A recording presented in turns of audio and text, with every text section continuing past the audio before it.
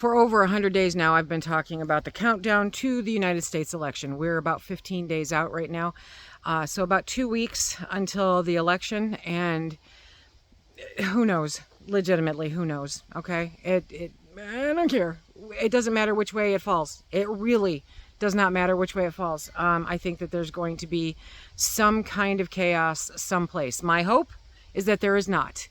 My secondary hope is that it does not happen here. My third hope is that it does not happen where you are.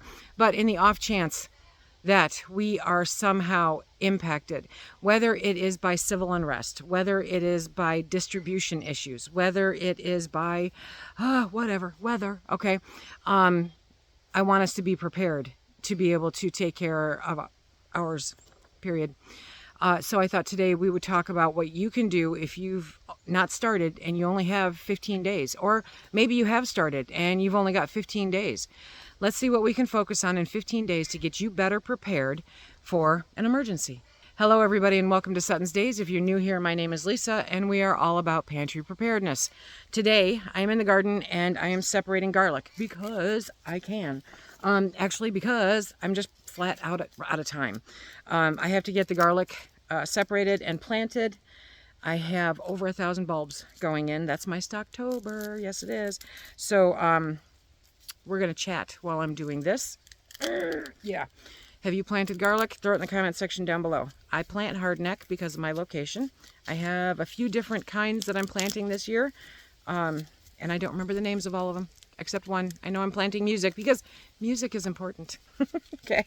So having a well-stocked pantry is one of the best ways to ensure that your family is ready for emergencies, period. In just 2 weeks. 2 weeks, because that's what we got. You can create a solid foundation of essential foods and supplies that will sustain you through unexpected events, whether it's weather-related, power outages, economic disruptions, distribution disruptions, right? The key to a successful pantry preparedness is taking small, manageable steps, okay, that quickly add up. It's like, how do you eat an elephant? One bite at a time, my friends, one bite at a time. So here, we're going to talk about 15 different small steps that you can take over the course of the next 2 weeks to build a preparedness pantry. You can do it. I have faith in you. It's actually easier than getting this garlic to break apart. Number one, I know I've said it a million times. Oh, there we go, yes. Inventory. You need to inventory. Now, I had a discovery because I do Walmart pickup orders. I don't have a lot of selection for stores up here, guys. So I do Walmart pickup orders, and I found out that when you do that, you can print off what you got, and it's like this perfect thing to add to your inventory. It's amazing. I'm like, how did I not realize this before? So inventory just got easier. But if you haven't inventoried, if you're brand new and you don't have a pantry, you go, what do I inventory? You inventory what is in your cabinets, what is in your freezer, what is in your refrigerator. Inventory the food in your home, okay? Because that's what you need to know. If you are just starting out and you haven't inventoried, inventory, because you need to know what you have. You don't know what you need unless you know what you have. And if you're looking at a 2-week time frame, then trying to figure out where to spend your money properly, would be inventory, so that you know what you don't have to buy. Super important. Yeah, because who needs 400 cans of tuna, right? Well, somebody does, I'm sure. But why spend that money there when you can spend it on something else that you do need? Number two, to go along with that, once you inventory, you can take a look at what you have and then what you feel like you need. Okay. And I'm looking for something to help me. And then you look and you say, okay, I've got to set a budget. Now, this is where something super simple, like Walmart even, okay, because you got 2 weeks. It's 2 weeks. You can totally pull this off. But if you use, like, say, Walmart, you can add all the stuff to your cart to see how much it all costs and then break it apart over the course of 2 weeks. You can fine tune it and go, do I really need that? No, I don't really need that. Would I really like that? Sure, who wouldn't? But, okay. So you have to differentiate between wants and needs, and then you have to figure out a budget. Only you know when you get paid, how much you get paid, and what you can put towards it. If you are low income, if you are short on money, if times are tough, I mean, because times are tough, okay, then take the time to find out where your local food banks are. Now, a lot of people will say, oh, well, they depend on how much you make. No, they don't. They don't. They really don't. Very few of them will even look at your income, okay? Now, if you pull up in a Mercedes, that might be another thing. But anyway, you know, they don't. So see what's available in your area. A lot of them just want to help people and just want to get food into people's kitchens so that they can eat, because it's important, okay? I'm going to smell like garlic tonight. It's going to be awesome. Have you ever seen music? Look at that. It's so pretty. That's my seed from my garden for last year. Anyway, so check out the food banks. It's another great way to start your pantry, okay? And to help with your budget. Because if you can take advantage of the food banks and stock some stuff up, then you have the ability to put those funds that you would have had to use for that food someplace else. Are you going to get everything that your little heart desires? No, you're going to get what's necessary. Now, I know from experience, from seeing what they pass out, that you are getting a well-balanced diet. It may not be exactly what you want. It may not be Tostino's pizza rolls. No, it's going to be beans. It's going to be rice. It's going to be shelf-stable dairy. It's going to be oats. It's going to be nuts. It's going to be some kind of canned meat. It's going to be some kind of canned pasta or something, you know. But it's food, and if it's food that you will eat, then do it. Get that budget figured out for 2 weeks.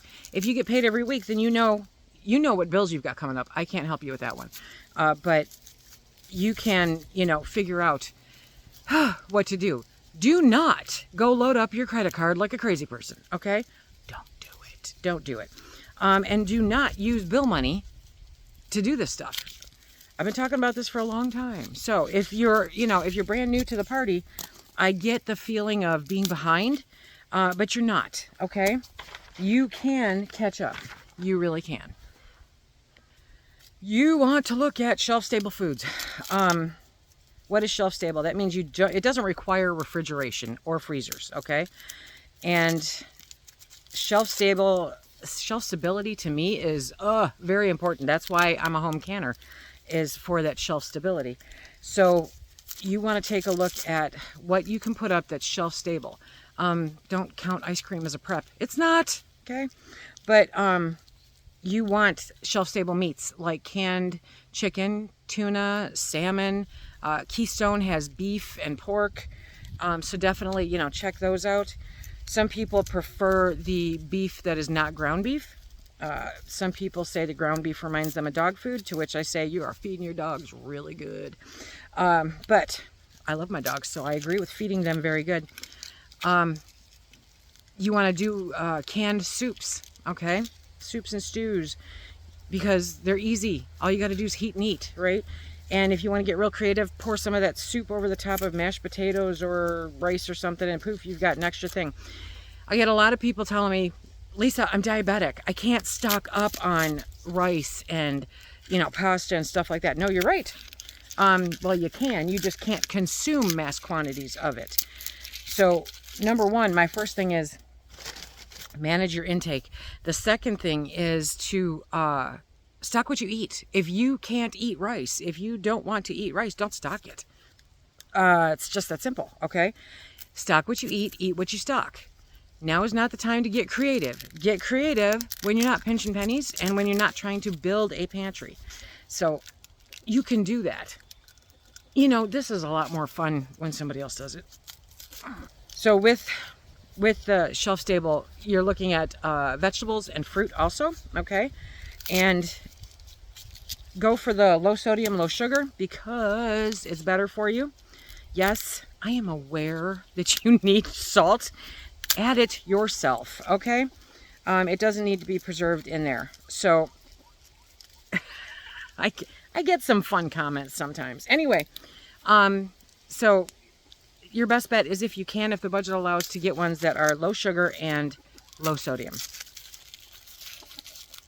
My fan club.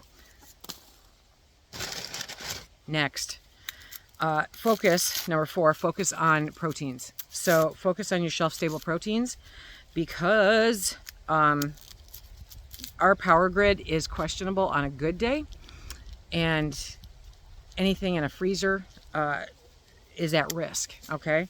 So if you have some of those shelf-stable proteins, that is really important, whether you do it yourself or whether you buy it, doesn't matter.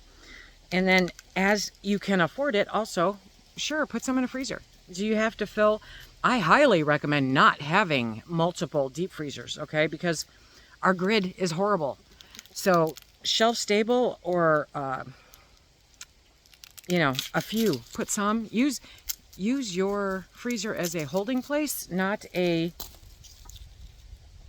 It's a temporary holding place, not a food storage entity. You know what I mean? Not like shelf stable. Okay, so here's where we're at. We've got 1, you got to inventory. 2, set a budget. Be serious about this, okay? Number 3, you want shelf stable staples like rice, beans, pasta, if you eat it, you know, that kind of stuff. Long lasting things. Number 4, you want to focus on canned proteins because they're healthier for you and they're good. Number 5 is to stock canned fruits and vegetables because you need them.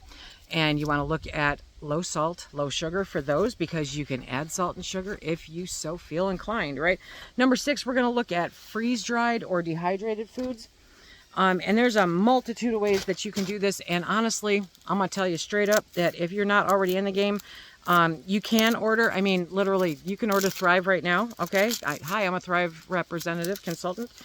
The worst on the planet, but, you know, you could order it now and have it there, but I think there's better ways to spend your budget if you're looking at a short time frame. After we get through this window, you know, might be the time to start looking more at a long term. But if you don't have the funds for it, seriously, this is not a priority, okay? Dehydrated, good. Dehydrated is good. There's actually, I'll put a link down below. There's actually a container of mixed dried, dehydrated vegetables on Amazon, and they're not horribly expensive. They take up like no room, and they're awesome if you want to put them in soups or stews, you know, that kind of thing. It's a great way to do it. And you don't have to worry about, you know, anything happening to the can. But, you know, it is going to require more water, so you have to take that into consideration also. There's a million different ways to tackle this, you know, so you don't have to do all of them. Eventually, when you get one area set up, then you can look at, okay, now we're going to diversify. You know, I got all of my home canned stuff done, so now we're going to top it off a little bit with some commercially canned stuff, and then we're going to top it off a little bit with some dehydrated stuff, and then we're going to top it off a little bit with some freeze-dried stuff. You know, I like the diversity there. I like the redundancy. There's never a one way to do it kind of thing. Not, you know, one size does not fit all, ever. Like, never. Next is baking fats and oils. Okay, I'm coming back to this head because it's being argumentative. Baking fats and oils. We've talked about this quite a bit, but you do you. You do you, boo, okay? However, what you do want to look at is not buying a ton of it because it does not last for a really long time.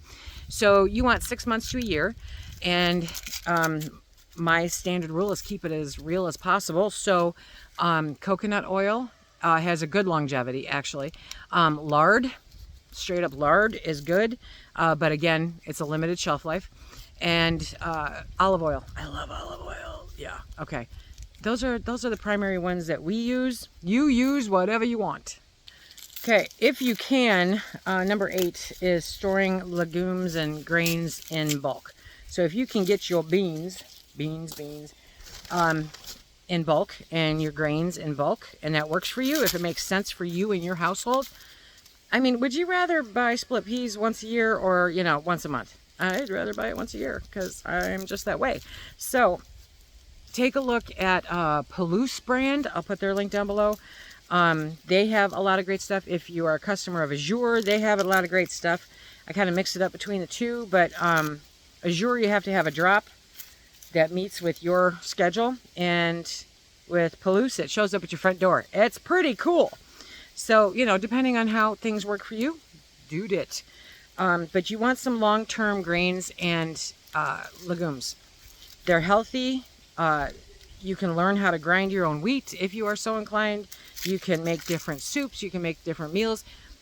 Beans are a meat extender. You know, literally, you guys, if you've checked out my video on Spanish beans, Spanish pinto beans, I have been adding that to our taco meat, just mixing it right in. Oh my God, it's so good. It's so good. I could I eat it cold out of the fridge, literally. So, you know, they're a great way to extend it, which extends your money, because meat is expensive right now. It's crazy expensive right now. Look at that. Okay. So there. You want to remember to include baking essentials. If you bake bread, you know, then you need the stuff that you do for baking bread or desserts or anything else. So look at baking powder, baking soda, salt, you know, it doesn't go bad. Flour, sugar, yeast, that kind of stuff. If you're not a baker and you have this overwhelming desire to learn over this winter, then stock up some. But if you literally don't bake and don't have any desire or time to do it, then it might not be a great thing to do. You know, learning last minute, there are better things to focus your money on, you know, for the time being. But I do highly recommend learning how to do it. I got some really cool recipes coming up for you guys. While we're talking about baking essentials, you want to also remember spices and condiments. So condiments, vinegar, soy sauce, Worcestershire sauce. Now, Worcestershire sauce, I do seriously prefer the powder. I think that it makes a lot more sense. So it doesn't take up any room in your fridge, which is awesome. And you can get soy sauce powder too. I'll have those links down below for you. But those are handy because you do a lot with them, and they add a ton of flavor. And as far as spices go, now's not the time to get all creative and adventuresome, okay? Literally, garlic, cumin, onion, paprika, oregano, sage, you know, whatever's normal in your house. There's not that many. You'll find that most people don't actually use that many, so it's all good. But don't go buying it just because somebody told you to buy it. Buy it if you actually use it. Okay, you want to look at some ready-to-eat foods. Sometimes you just need those ready-to-eat foods. What is my favorite? Peanut butter. I love peanut butter. So, you know, peanut butter and crackers, or canned soup, or, you know, cans of sardines, something, you know, ready to eat that doesn't require heating is a great thing. Tuna, you know, because if the power goes down or something like that, then you are going to have to deal with, you know, eating something, and you don't always want to have to start a fire or something. You just want something quick and easy, and poof, you got it. So think about some ready-to-eat meals and how you can make those happen. Think specifically ready-to-eat, no heat. Okay, I've been talking about it forever. It's like the number one prep you should be focusing on, quite honestly, is your water storage. Start thinking about water storage. It doesn't really, literally, any place that you are, there's some place to store some water. There is. We have, as of yesterday, I have 20 cases of bottled water because that works for us. In addition to that, I also have 5-gallon buckets that have non-potable water for if we lose power and I don't feel like hooking up the Jenny. I have a way to handle, you know, facilities. Then there is also our water purification tablets that we have as a backup. And we have our Berkey, which is also, now, the water filters, the water filtration things, I have a Berkey, guys. I've had a Berkey for a long time, and I bought a lot of filters, you know, stored them up. However, if, you know, because Berkey is having all these issues and whatnot, there's a lot of different systems out there. They're all gravity fed. They're all various prices. So you want to look for those. And if you have a Berkey, there are comparable filters that are compatible with Berkeys that are being sold. I have a link down below for it. They're the ones that I've ordered for my backup to my backup. And it's a great way to make sure that you're covered. You don't need a big one. You don't. And if you need something small, then the The Grail tumbler, you know, does water filtration. Great. So definitely look into those. And then the water purification tablets are your backup again. So there's, you know, figure out what works for you right now and go from there. If you can't store a whole ton of actual bottled water, then don't worry about it. Find a way to purify it. Find a way to filter it. That takes up less space. Then all you need is access to a water source. Next, you want to focus on long-term storage solutions. Okay, now granted, we're doing this in 2 weeks, so don't go all crazy, because you're going to keep moving forward with this afterwards, is my hope. This is not just a one-time thing, but you know, Mylar and buckets and, you know, that kind of stuff. Right now, most Walmarts, I believe, have their food grade buckets available. They're like under $4. No, they don't have the lids with them. Everyone always complains about it. It's a bucket. Anyway, you can get lids that fit them very nicely from Tractor Supply or wherever. You can actually get them from Lowe's or Home Depot too. So, you know, whatever you want to do. Lids are sold separately. Or you can get Gamma lids. Those are a little bit more expensive. Your call. Once the Gamma lid's on there, it's on there. Like forever. So, be sure what you're going to use the bucket for. But there are good things to invest in as you move forward. I use mason jars, you guys have seen, for storing dry goods. I use Mylar for storing dry goods, and I use buckets for storing dry goods. That is where your grains and your rice and that kind of, you know, that kind of stuff goes into. Your sugar, your salt. It will help keep it pest-free and rodent-free. Sometimes they just don't want to break apart.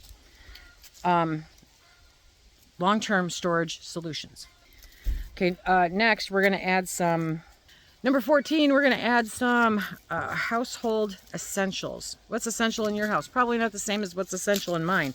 However, you want to think outside the box in this one. Okay, so as some people discovered over the course of the hurricane and whatnot that were impacted, being able to wash your dishes is a luxury that you're not going to have in a grid down situation.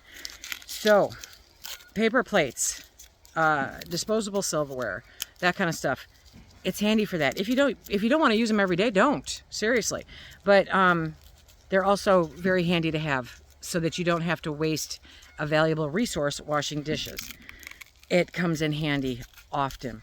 You also want to look at your paper goods, your toilet paper, your paper towels, you know, that kind of thing. I'm a huge advocate of keeping solo cups around for all kinds of things.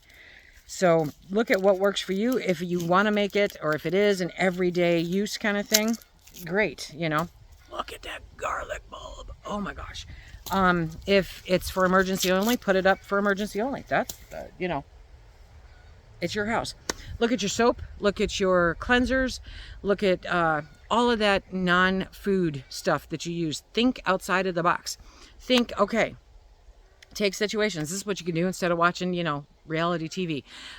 Think about situations that you do every day, like cooking, like eating, going to the bathroom, you know, there's all kinds of little things that you do there. How would you do this task that you are doing right now if you didn't have power, if you didn't have electricity, if you didn't have water? How would you do this task so that it would be safe and effective? Would you do this task? You know, look at it, find ways to dissect it and do it differently in different situations. You will not regret it.